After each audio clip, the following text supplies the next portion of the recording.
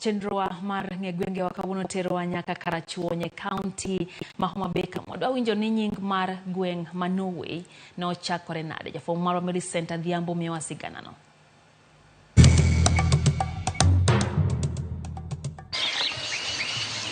Ramogi Juang, machiegni kendo e chenro ni mar ng'egwenge wa. Kalapapla mar ng'egwengo chako dwoko nyaka e County ma Homa Bay.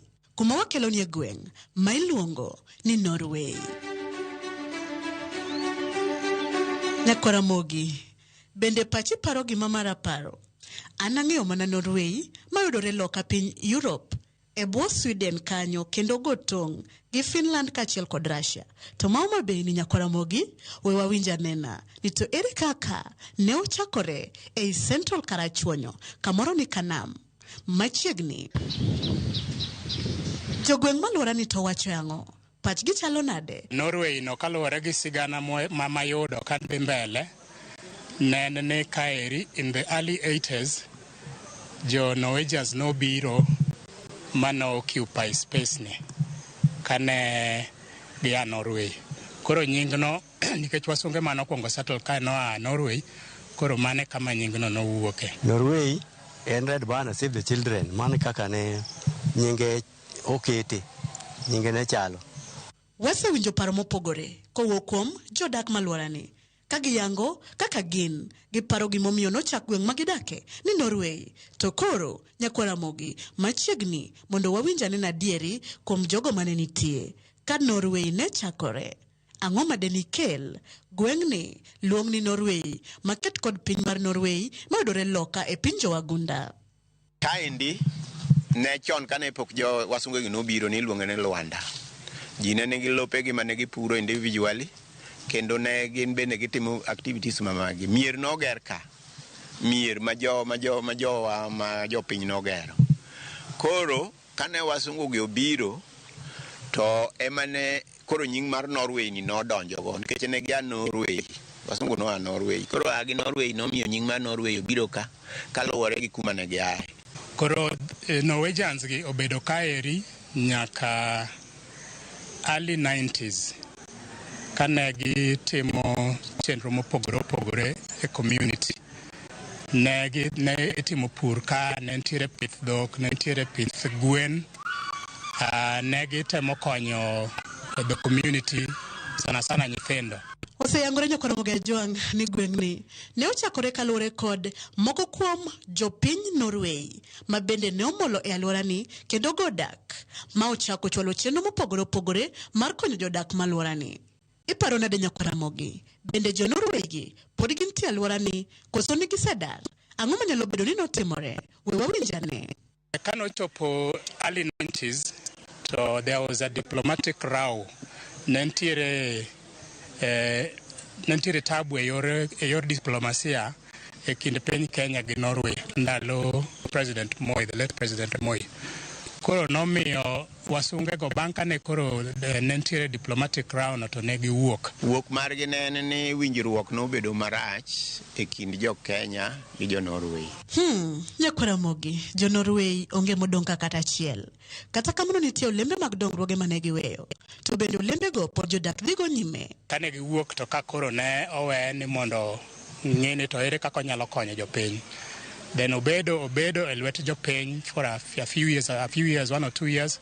Kaeto bang'e ne winjruok obedo ni mondo oloke into an ungovernmental organization mondo dhi nyime gi programs mane wasunge timo kane gintiere ka. Sani nyaka ne jo Norway dhiyo.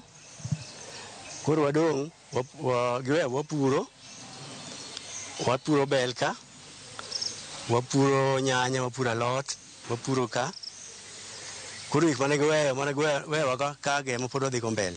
Wadhi gi tijego nyime mane jo Norway timogo. Mwagi kama koro wagikene. Ne ok wawegi. Ne wapuro, ne wachiwo kony mag chiemo gi ne kuonde moko ma pek nitie. Ne wakonyo nyithindo manie sikunde. Magi dhigo nyime nyaka koro sani kata obedo ni dok piny moko nitie matin. To ere kaka gweng' ma Norway ong'ere? Ka iluongo ni Red Banner means save the child. Koro the focus nen on nyithindo, mondo nyithindo bede alwora maber ginyado kaka gichiemo, kaka gidhi school, mane manomiyo gibiro. Sikunde mamwalo wa kathoth gi noger gi jo Norway go. Koro nyaka nogi kama koro registration mar Homa Hills Center koro lokore obedo Homa Hills Community Development Organization. Mano notimore e higa mar 1994. Mostly en kamitime weche mag pur. To pur no nodhi nyime nikech japur no ne giyudo chiemo gi ne konyo ji kata kor gweng'.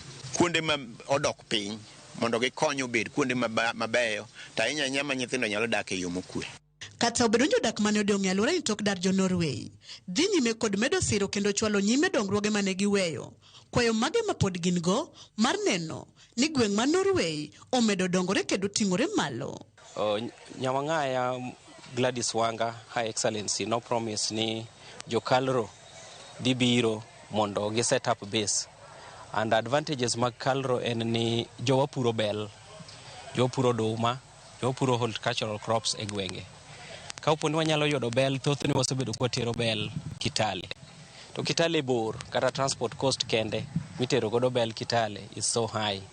Ma ka wayudo kalro machiegni to dhi konyowa mondo water bel machiegni. Matiere ni gains dhi bedo mang'eny, ohala dhi bedo mang'eny kuom japur. Lopwa kacha en mar bel kabisa. Gitem mondo mi Homa Hills Community Development oyud ndhadhu mane en go mokwongo kane pod entie. Ginyalo sponsor gi e yo moro amora ma ginyalo mondo gik mane timore chon ka obed ka dhi nyime e Homa Hills ka. Mana kaka pile nyakora Ramogi wacho gani wote kine.